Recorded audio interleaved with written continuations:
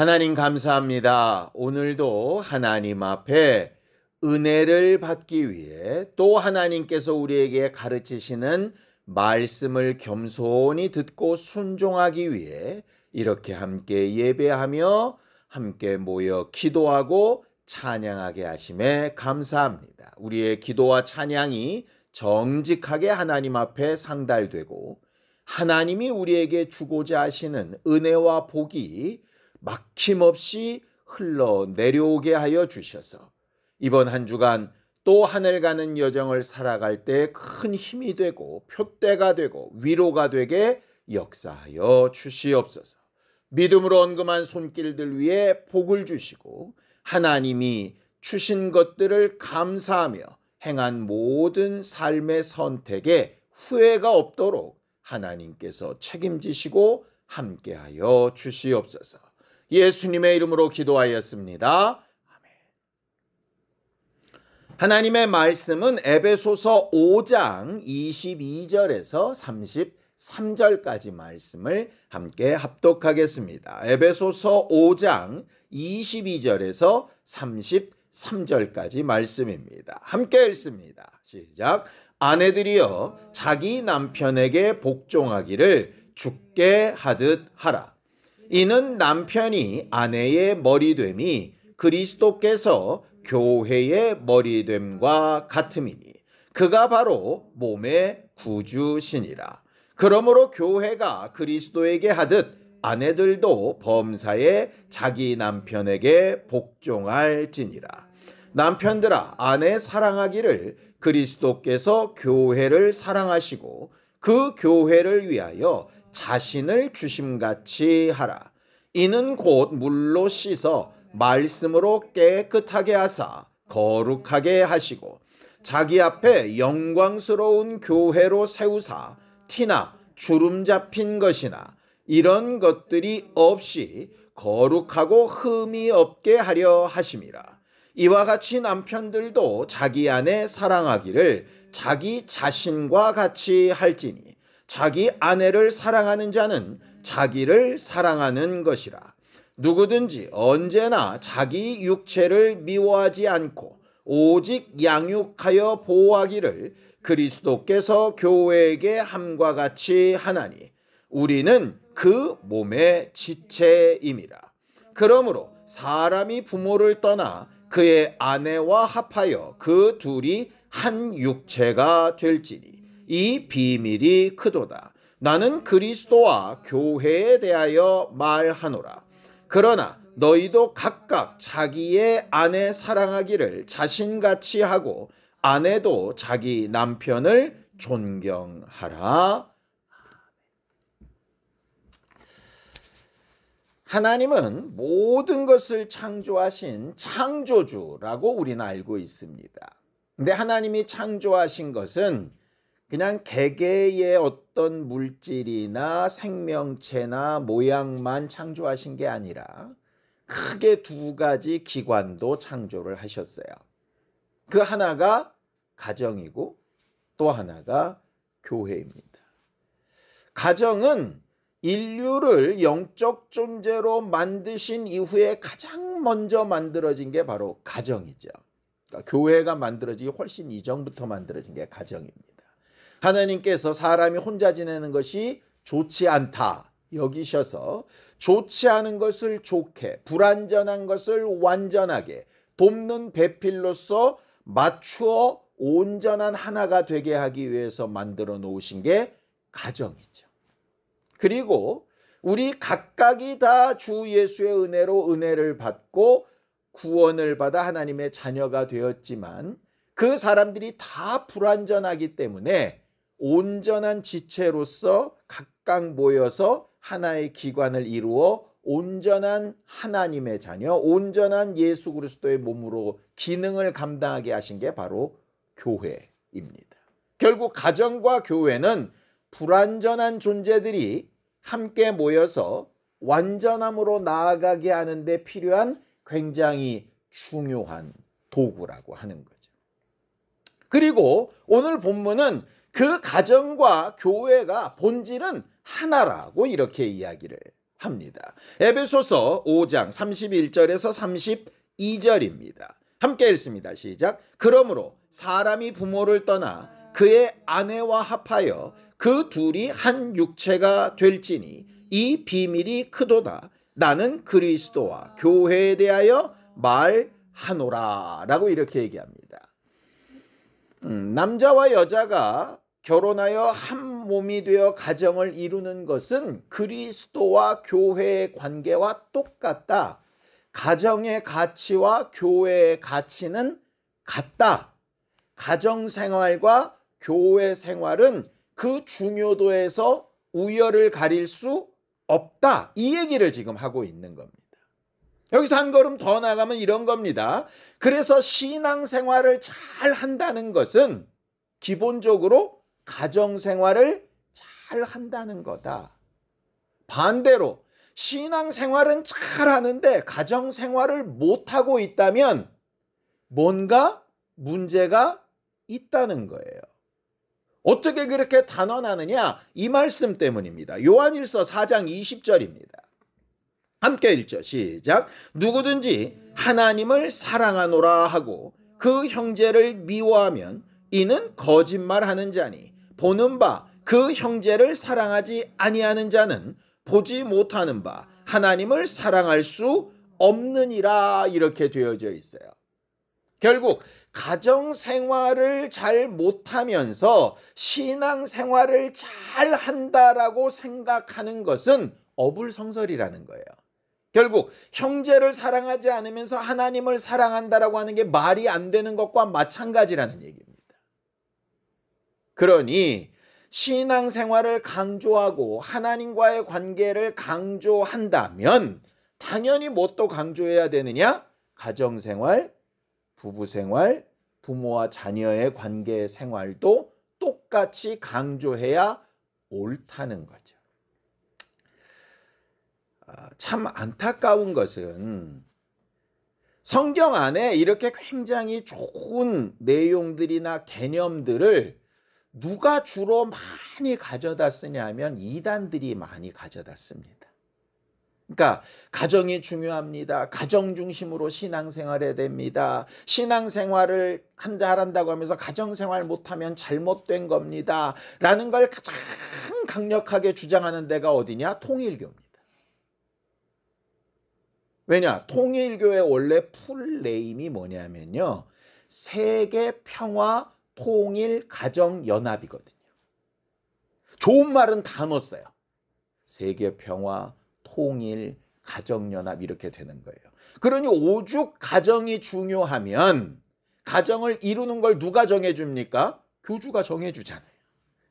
왜냐? 가정은 그만큼 중요하기 때문에 그렇다 이렇게 얘기하는 겁니다. 그러니까 너무 웃기죠.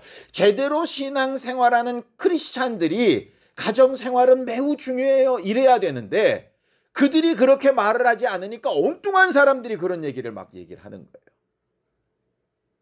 근데 그들이 그렇게 얘기한다 그래서 저들이 얘기하니 우리는 말 안 할래 이럴 수는 없지 않습니까? 중요한 건 중요한 거잖아요. 그렇죠?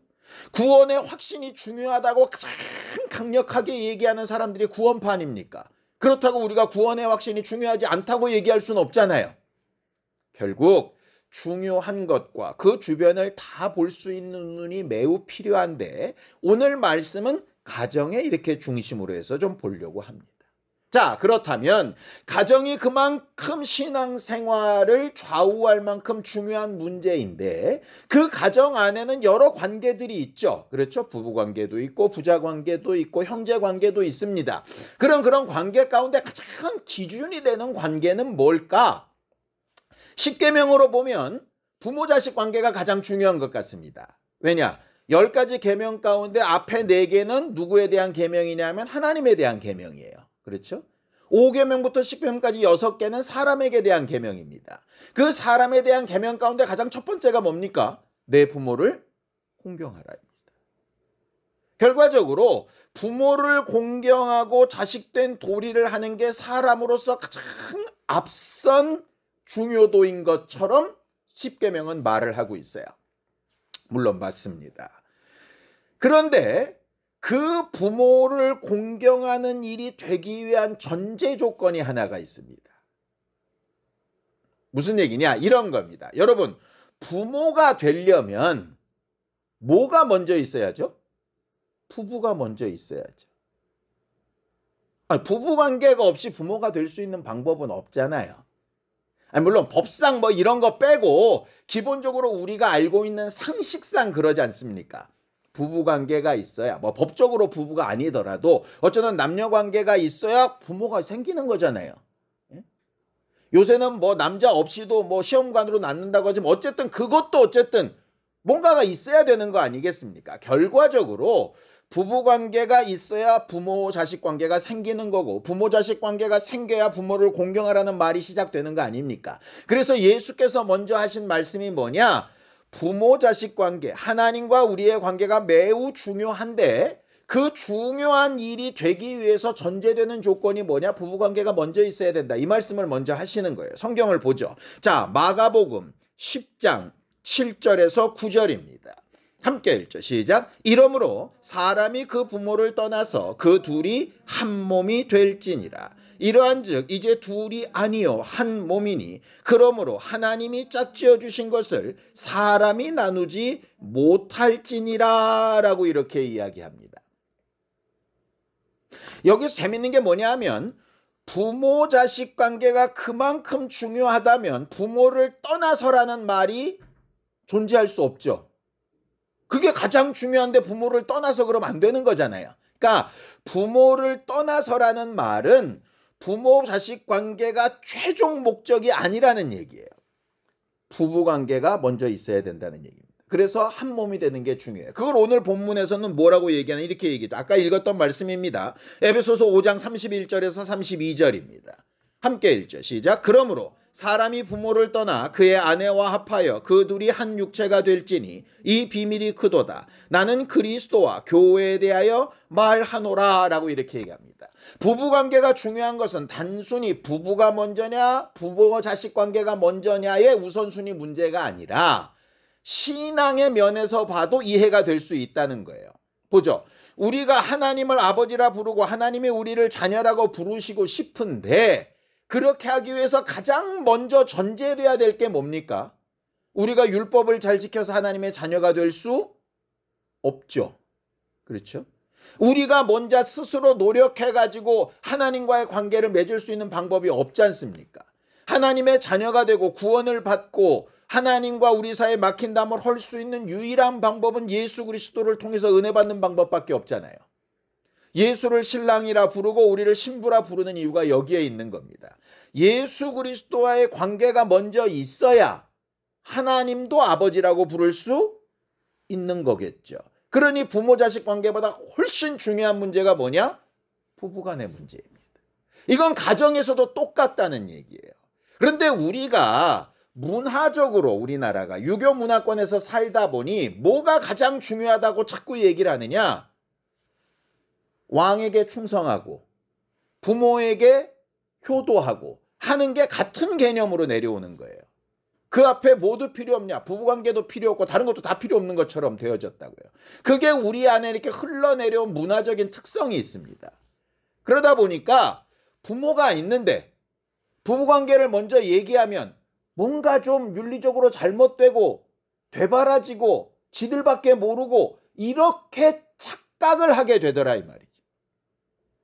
부모를 무시하라는 얘기가 아니라 버리란 얘기 아닙니다. 떠나라는 얘기가 그런 의미가 아니라는 건 잘 알고 계시잖아요. 부모를 떠나라는 얘기는 뭐냐 하면 부모와의 관계가 부부관계에 영향 미치면 안 된다는 얘기예요. 독립적이어야 된다는 얘기입니다. 그러니까 부부관계에는 부모라도 껴들면 안 되고 자식이라도 껴들면 안 된다는 얘기예요. 쉽게 얘기할까요?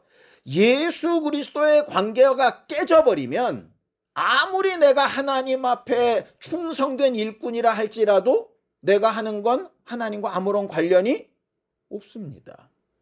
예수 그리스도와 내 관계가 깨져버리면 나를 통해 전도받은 수많은 사람이 하나님과 관계를 맺든 안 맺든 상관없이 나는 끝장나는 존재입니다. 결국 내가 전도한 사람, 나와 함께 신앙생활하는 사람도 중요하고 하나님과의 관계도 당연히 중요하죠. 그런데 그 모든 걸 가능하게 하는 유일한 길, 유일한 방법, 그래서 우리가 오직 예수라고 얘기하는 거 아닙니까? 예수만 믿은 건 모든 게 다 끝났다는 얘기가 아닙니다. 그 모든 일과 관계와 영생과 복으로 갈 수 있는 유일한 첫 단계가 뭐냐? 예수라는 거예요. 그래서 오직 예수라고 얘기하는 겁니다. 그렇다면 부모와의 온전한 관계, 자녀를 잘 양육하는 것, 사람들과의 사회생활, 신앙생활, 교회생활 모든 걸 다 통틀어서 인간관계 가운데 그럼 가장 기초가 뭐겠어요? 당연히 부부관계죠. 그러니 부부관계를 굉장히 잘 맺어야 된다라고 하는 것은 단순한 개념의 문제가 아니고요. 우리가 실질적으로 살아가는 일의 가장 기초적인 문제입니다. 근데 사람들이 여기가 깨진 다음에 다른 걸로 그걸 자꾸 대체하려고 하니까 채워지지 않는 문제들이 계속 발생을 하는 거예요. 신앙생활은 그래서 가정에서부터 출발하게 되어져 있는 겁니다. 잘 볼까요? 예수께서 뭐라 그러십니까? 내가 간 떠나고 난 다음에 너희가 뭐부터 하라 그러죠? 예루살렘과 유대와 사마리아와 땅끝 이렇게 되어 있습니다. 그렇죠? 그럼 예루살렘에서 더 줄이면 뭐가 될까요? 예루살렘 교회가 될 겁니다. 예루살렘 교회에서 더 줄이면 뭐가 될까요? 우리 집이 될 겁니다. 그 집에서 가장 먼저로 가면 뭐가 될까요? 내 영혼이겠죠. 그러니까 내 영혼부터 출발해서 그 다음엔 내 가정, 내 가정들이 모여있는 교회, 교회가 있는 그 지역, 그 지역을 넘어서 나라, 나라에서 넘어서 세계 선교 뭐 이렇게 가야 되지 않겠습니까? 결국 근데 이런 걸 다 건너뛰고 막 이렇게 가게 되면 뭔가 중간에 허점들이 계속 막 구멍이 뻥뻥 뚫리게 되는 거예요. 그러니 그 사이를 원수들이 틈타는 겁니다. 오죽하면 성경에 원수가 틈타지 못하도록 부부 사이에 틈을 없애라고까지 말씀을 하시겠어요. 아니 성경에 가르치고 싶은 중요한 개념이 얼마나 많은데 거기 굳이 각방 쓰지 말라는 얘기를 왜 하셨겠어요? 그 말은 각방을 쓰냐 마냐 그게 중요한 게 아니고요. 부부 사이가 틈이 나면 모든 관계가 다 허물어질 수 있다는 얘기예요. 그러니 원수들이 틈타지 못하도록 최소한 부부관계에서만큼은 온전한 모습을 닮아가려고 해야 한다. 그리고 그 닮아가야 되는 모델이 뭐냐? 그리스도와 교회의 관계와 같은 것이다. 오늘 본문은 그 얘기를 하는 겁니다. 5월을 가정의 달이라고 얘기를 합니다. 그럼 그 가정은 뭐냐? 가정은 결국 부부로부터 출발합니다. 늘상 우리가 이제 닭이 먼저냐 달걀이 먼저냐 이런 얘기 하죠. 그것처럼 부모가 있어서 자식이 나야 자식이 또 결혼을 하니까 부모가 먼저 아니냐 뭐 이렇게 얘기할 수 있는데요. 성경은 기본적으로 처음 출발을 뭐라고 얘기하느냐? 하나님의 창조의 질서에 따르면 부부부터 시작했다 이렇게 이야기를 하시는 거예요. 그게 왜 중요하냐?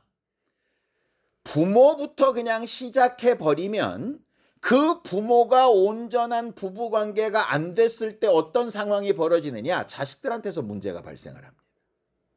왜냐? 자식들은 부모의 사는 삶, 하는 말, 그 삶의 결과들을 자기도 모르는 사이에 습득해서 그대로 나타내기 때문에 그렇습니다. 그래서 부부관계가 불안정하면 아이가 굉장히 불안정하게 됩니다. 문제는 이겁니다. 그럼 부부관계만 좋으면 다 좋다는 얘기냐? 그 얘기가 아닙니다. 부부관계가 나쁘면 자식들은 다 엉망진창이라는 얘기냐? 그런 뜻 아닙니다. 무슨 얘기냐? 부부관계가 그 아이들한테 지대한 영향을 미치는 가장 큰 요인 중에 하나라는 거예요.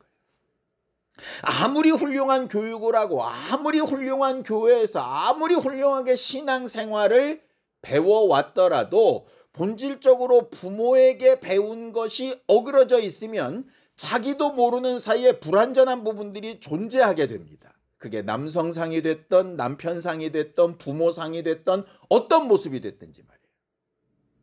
그러니 부부된 우리가, 부모된 우리가 가장 먼저 회개해야 될 것은 뭐냐 하면은요, 나도 모르는 사이에 가정 내에서 다른 구성원들에게 부정적이고 불안한 요소들을 만들어낸 것만큼은 회개해야 됩니다. 근데 그건 내가 어떻게 할 수 있는 방법이 없기 때문에 하나님의 도우심을 요청해야 되는 거예요. 그러니 신앙생활의 중심이 어디로 가면 좋으냐?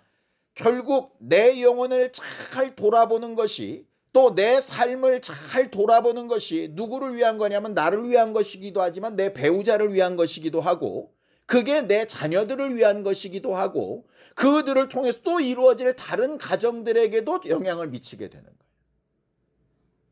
그러니까 나는 없고 나는 희생하고 나는 니들 때문에 안 먹고 안 마시고 그러면서 부모들이 늙은 다음에 내가 널 위해 어떻게 살았는데, 이거 굉장히 무식한 얘기입니다.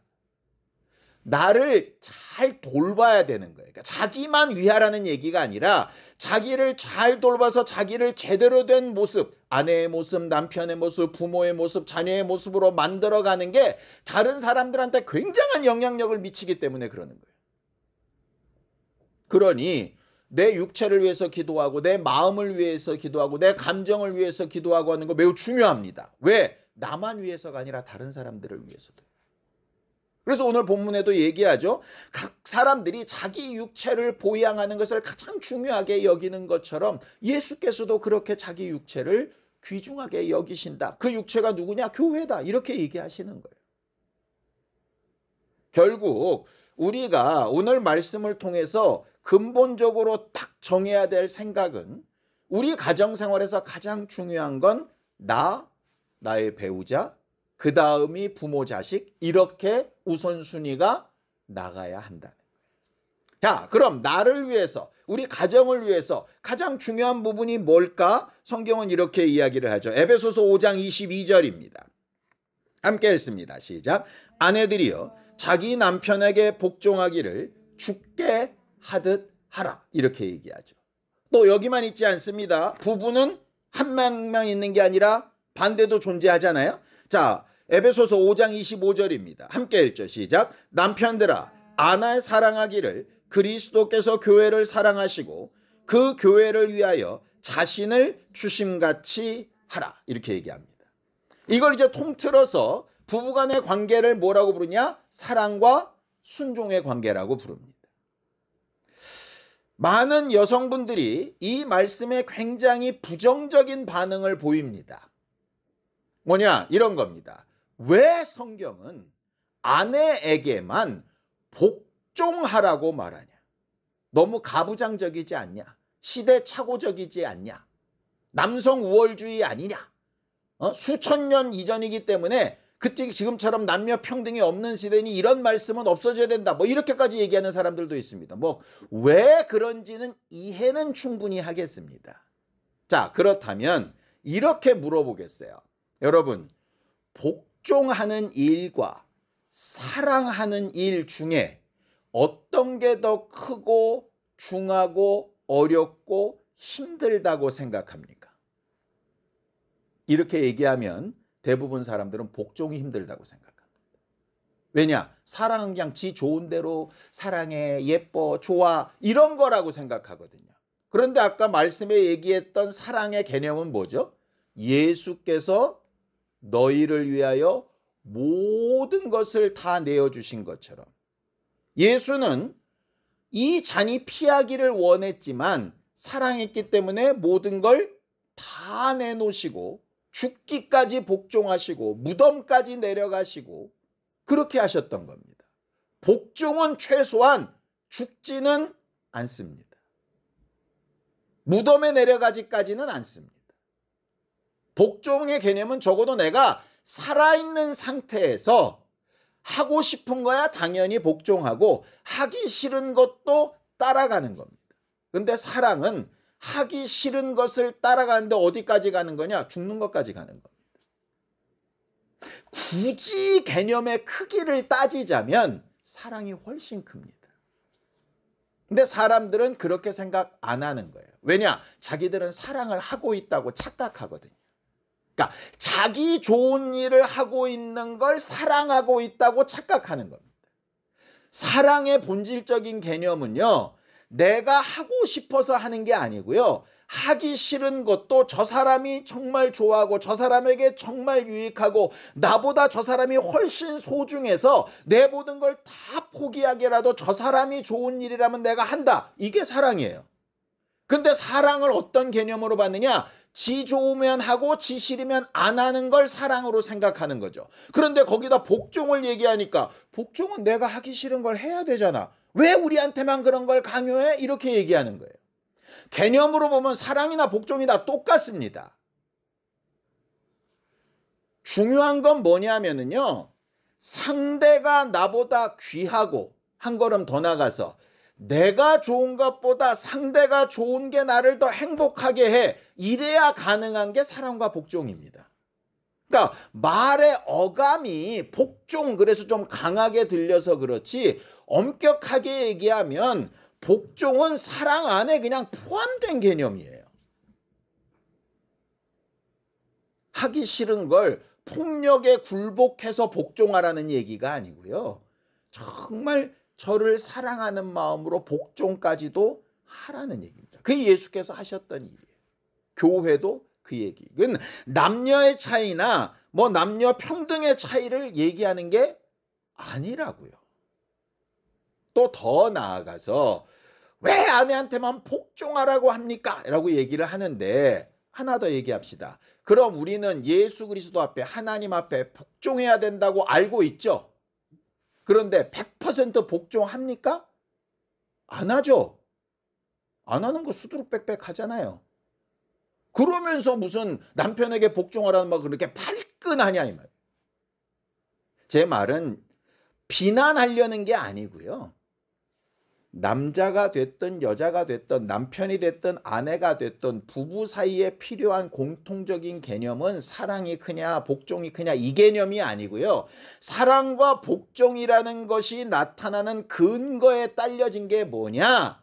서로를 인정하고 서로를 귀히 여기고 나보다 더 낫게 여기고 저가 좋아하는 걸 보는 기쁨이 내가 더 좋아, 이 마음이 있어야만 사실 가능한 문제라는 거예요. 그게 되면 사실은 싸울 일이 없습니다. 근데 부부간에 왜 싸우냐? 이유는 간단해요. 내가 맞고 제가 틀린데 저 사람이 나를 안 따라온다는 거예요. 이건 뭐가 안 되는 문제냐? 저 사람이랑 나랑은 근본적으로 다른 존재라는 걸 인정이 안 되는 겁니다. 남자와 여자는 다릅니다. 평등하지 않다는 얘기가 아니고요, 기본적으로 기능상으로도 모양상으로도 능력상으로도 다릅니다. 다르다는 거지 뭔가 더 우월하고 못하다는 얘기가 아닙니다. 다른 거예요. 자, 빨간색과 파란색은 다르죠. 그렇죠? 그럼 빨간색이 더 나은 겁니까? 파란색이 더 나은 겁니까? 이렇게 물으면 사람들이 다들 미쳤냐 이렇게 얘기할 거예요. 아니, 파란색과 빨간색이 다르다는 거지 다르다고 해서 뭐가 더 낫다는 얘기가 아니거든요. 근데 자꾸 남자와 여자가 다르다 그러면 남자가 더 낫다는 겁니까? 이렇게 얘기를 해요. 그 얘기가 아니에요. 다르다는 거예요. 기본적으로 달라요. 다른 걸 인정해야죠. 그렇죠? 다르다는 얘기는 어떤 부분에서 나보다 우월한 부분도 있고 어떤 부분에서 나보다 약한 부분도 있다는 얘기입니다. 그렇지 않겠습니까?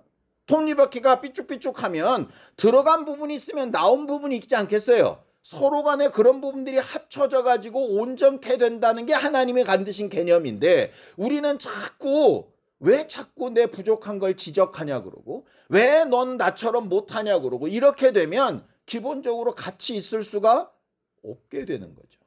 그러니까 부부관계의 시작조차를 잘못 시작한 거예요. 왜 만나게 하셨느냐? 똑같아서 만나게 하신 게 아니고요, 달라서 만나게 하신 거예요. 그러니까 다름을 인정해야죠. 차이도 인정해야죠. 나보다 더 나은 것도 인정하고 나보다 더 못한 것도 인정해야죠. 그래야 함께 하지 않겠습니까?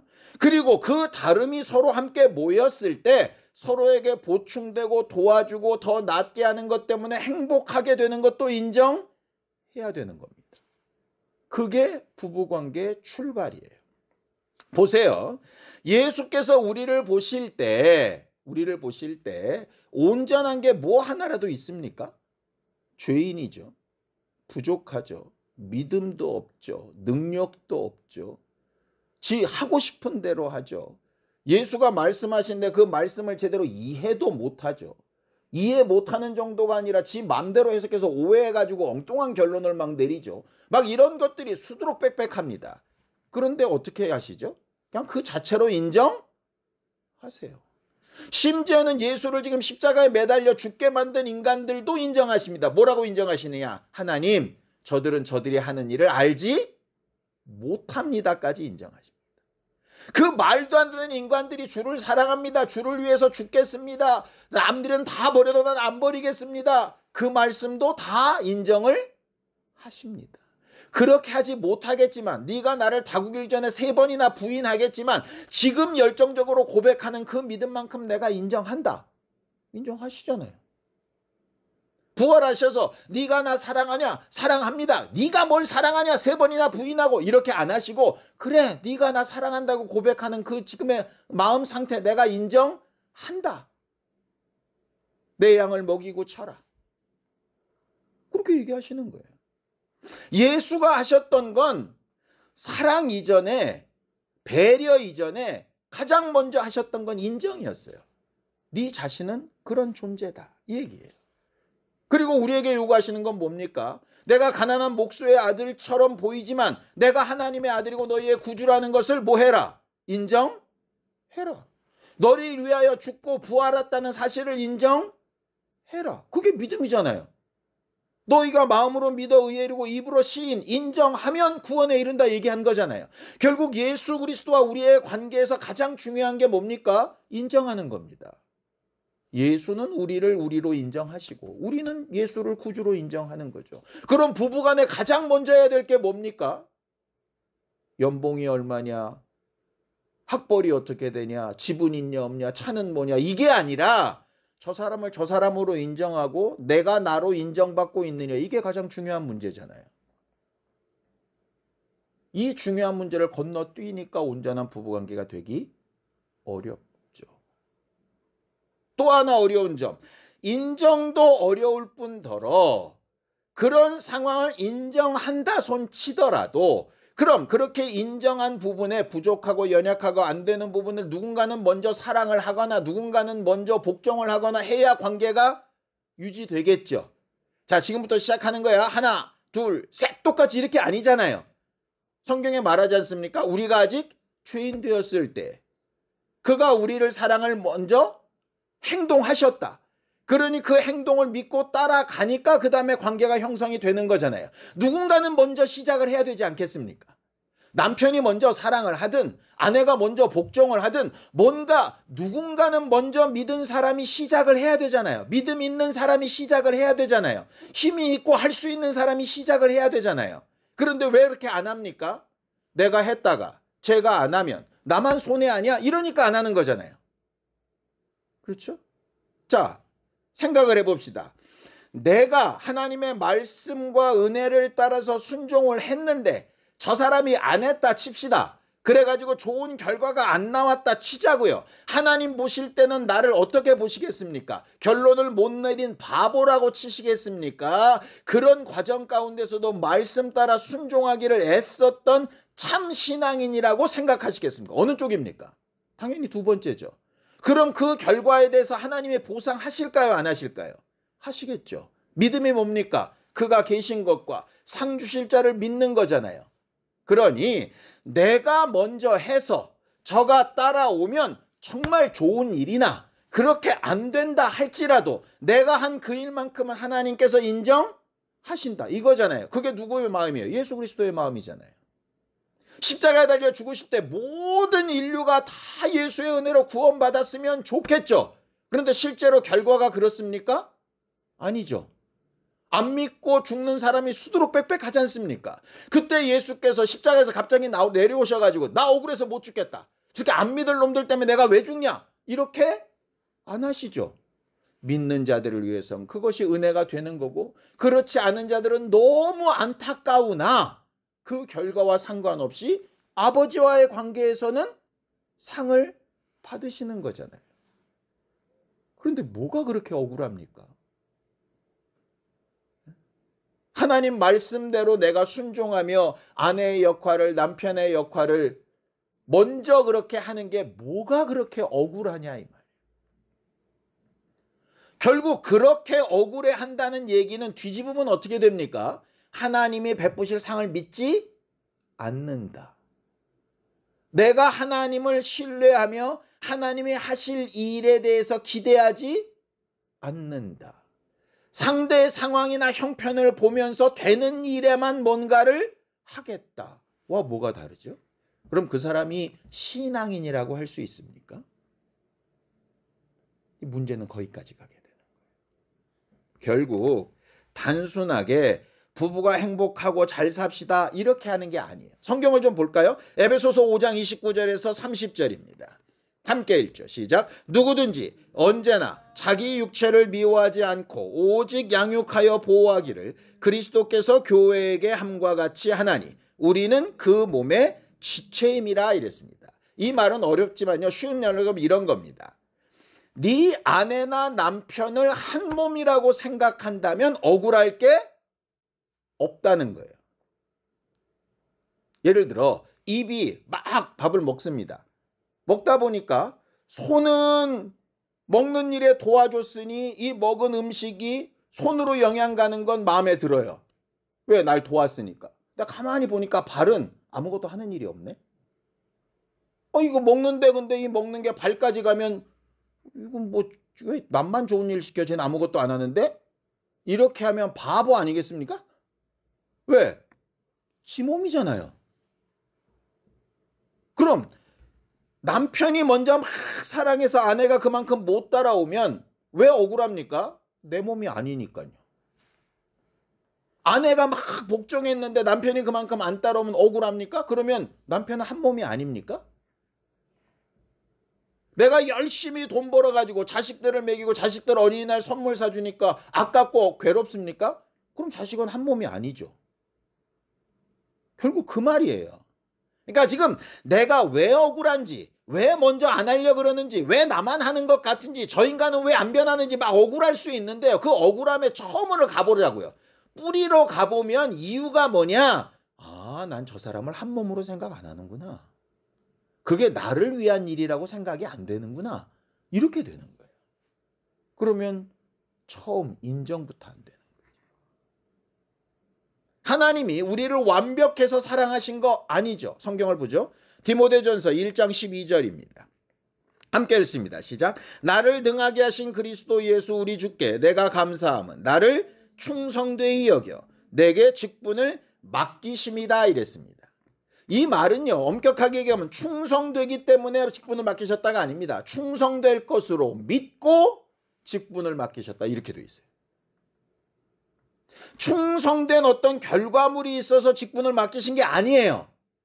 충성될 거라고 인정하시고 먼저 우리가 죄인인데 예수를 믿고 구원받아 하나님의 자녀가 될 거라고 인정하시고 십자가를 지셨던 것처럼 이라는 얘기입니다. 그러니까 결과는 하나님의 손에 맡기고 네가 해야 될 일을 하라는 거예요. 가정 안에서 또 가족 안에서 교회 안에서 우리 각각이 해야 될 일을 감당하는데 내가 나를 위해서 행하는 일이 결국은 저들을 위해서 하는 일이고 저들을 위해서 하는 일이 결국은 나를 위해서 하는 일이다. 왜? 한 몸이니까. 이 개념을 빨리 잡으면 잡을수록 우리는 헌신이든 봉사든 가정생활이든 억울하지 않고 합당한 영광과 행복을 누릴 수가 있습니다. 그리고 그런 과정 가운데서 나오는 말들이 내 자녀에게 미쳐서 빛이 되기도 하고 그림자가 되기도 할 거라는 걸 알아야 실질적으로 내가 어떻게 하나님 앞에 신앙생활해야 될지를 분명히 알 수가 있습니다. 교회 생활을 잘하고 신앙생활을 잘하고 하늘 가는 여정을 잘 가기 위해서 우리 부부관계는 어떻고 우리 자녀들과의 관계는 어떻고 우리 부모와의 관계는 어떤가 잘 한번 생각해보고 나는 어떻게 가정을 어떻게 교회 생활을 어떻게 하늘 가는 여정을 살아갈 것인지 결단하고 또 돌아볼 줄 아는 우리 모두가 되기를 예수님의 이름으로 축원합니다. 함께 기도하시겠습니다. 하나님 아버지, 하나님께서 우리 모두를 도우셔서 하나님이 우리와 함께 하시고 도우시는 증거를 많이 보게 하시고 하나님을 기쁘시게 하는 심령들, 거룩한 가정들 되어지도록 인도하시고 역사하여 주시옵소서. 하나님, 우리를 도우셔서 각각의 가정에 하나님께서 인도하시고 도우시는 증거들이 충만하게 하시고 각각 자기들이 해야 될 일들을 잘 감당함으로 온전한 가정을 이루어가며 거룩한 교회가 되어져가고 하나님 앞에 온전한 모습으로 서게 되는 날을 기대하고 준비할 수 있도록 역사하여 주시옵소서. 예수님의 이름으로 기도하였습니다. 이제는 우리 주 예수 그리스도의 은혜와 하나님 아버지의 극진하신 사랑과 성령님의 감동하시고 함께 하시는 분명한 증거가 하나님의 말씀을 따라 가정생활을 잘하기를 결심한 우리 모두 위에 이제로부터 영원까지 함께 있을지어다. 아멘.